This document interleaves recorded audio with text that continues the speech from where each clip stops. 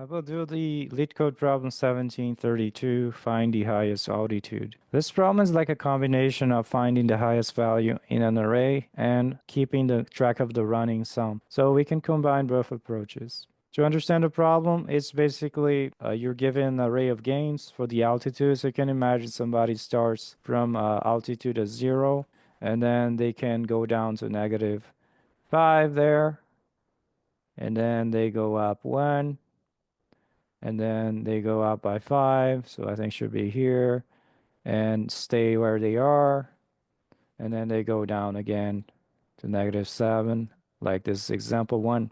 So basically, we want to find what's the highest altitude this person has been.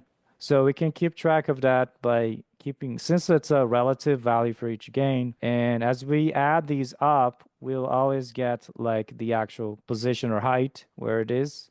So we're always going to compare, is that the highest so far? Is that the highest so far? And then at the end, we return the highest.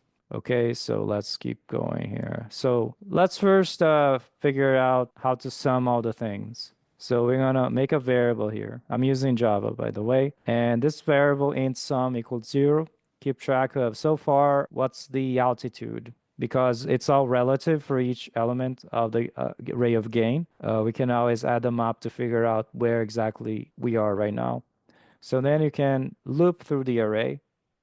So we're gonna make a for loop, initialize int that I'll call I for the index from 0 all the way to the end. So we're going to do gain dot length, and gain is an array of int. So, and then increment I plus plus. So I can just add to the sum here. Sum is going to be the gain at the position I. So in that way, we're pretty much solved the problem of keeping a running sum of all the elements in the array. And then what we're going to do is we have to know, okay, so far, what's the highest altitude we have reached? And that will be the value of sum. So we have to add outside here a variable that I'll call, let's call the highest. And you can initialize that to 0 because you start from a position height 0. So we are okay with that being 0. That's the highest, assumed to be the highest. You start at 0 height. And then here inside the loop, after you add to the gain to figure out where you are in this particular point in time or position, you can just compare if the sum so far is greater than the highest. That means, okay, we have reached a higher altitude so far. Therefore, I must assign the new value to highest to be the sum.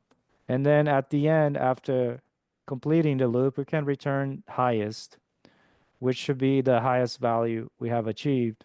In the example here, it was one like I showed in that graph that I drew before. And if you were to walk through that, we can see that first we're gonna go high as 0, and then sum is 0, and then we're gonna go, okay, we got -5, we add to the sum, that's gonna be -5. So visually, we are seeing like point 0, we're gonna go down to -5 with time, right? This is y, and I should put x here, the time or time. And then it's gonna, oops, it's gonna check, okay, is negative the highest so far? No. So we keep going. The next one we'll add I will be 1, so it will point to that 1. And in that case, it's going to go to -4, right? But that so far is not the highest. So we still have highest being 0 where we started. And then you keep going like that. Since we add 5 here to the -4, we will reach 1, which is higher than the current highest there. Therefore, we must update the highest with 1. And that's equivalent visually to like being like right here, right? Something like that. Imagine that's pointing to the 1 in the y-axis. And then you keep going. Obviously, if you go down, it stays the same. The 0 just means the next one is just flat, stays the same. And then it goes all the way down negative. It's probably -6, right? And you can see it's not the highest. So far we got 1, and that's what's returned there. And then you can follow the same logic for the other one. Let's run and then submit.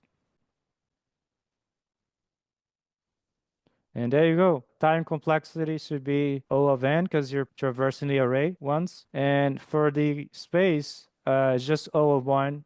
We're not creating an array or something like that. Hey, thank you for watching. If you like this content, please consider making a donation so I can keep doing this for you. I'd really appreciate that if you could donate. All right. Thank you so much, and I'll see you in the next one.